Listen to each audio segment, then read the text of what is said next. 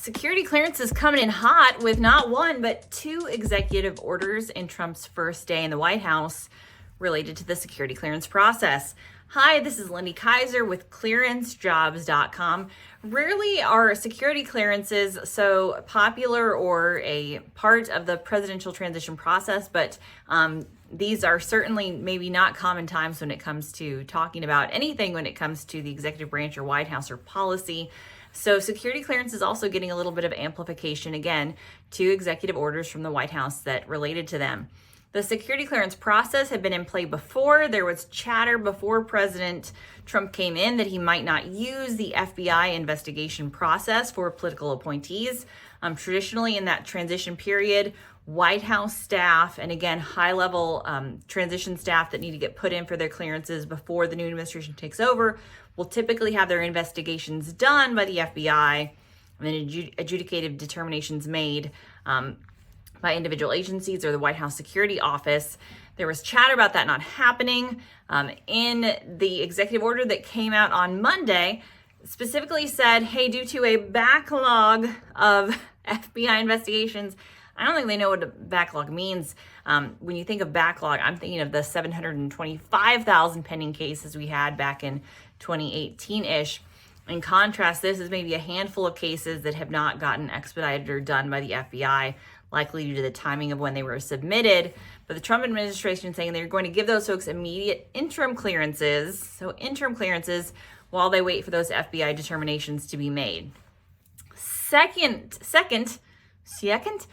executive order related to the security clearance process was something noting that there were 50 individuals who had signed a letter about the Hunter Biden laptop, alleging that maybe it looked like Russian espionage was at play there, Russian disinformation, took away the clearance eligibility of those individuals, two of whom had deceased, which the executive order noted, and also John Bolton's for writing an op-ed that they claimed did not go through the proper pre-publication review. This sounds like a lot. Some folks have said, hey, how can the president do that? The president does have authority over the security clearance process that has been backed up all the way up to the Supreme Court historically.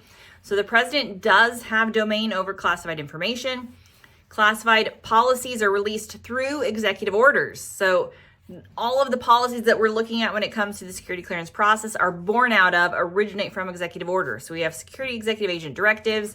We have roles that have been mandated. Those roles have come down from the executive branch. Thus far, the courts have upheld the president's authority when it comes to classified information that is seen as an executive privilege. So the president does get to say who has access to what.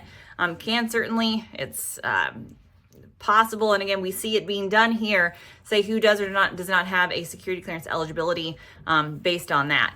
The interesting verbiage in that executive order is also that they're going to be doing some further kind of querying through the IC.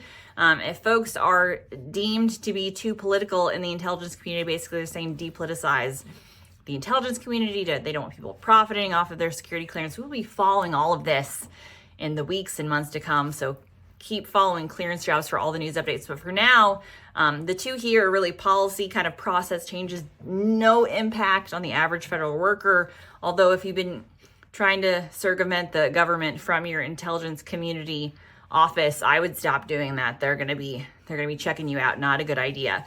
But if you are doing your job, using your security clearance wisely, and you're not one of those 50 people named 51 names in that executive order that came out, business as usual when it comes to the security clearance process, but certainly more to come on national security and every other front. For now, two executive orders on Trump's first day related to the security clearance process. If there are more, you know where to find the information about them. Go over and visit us at clearancejobs.com.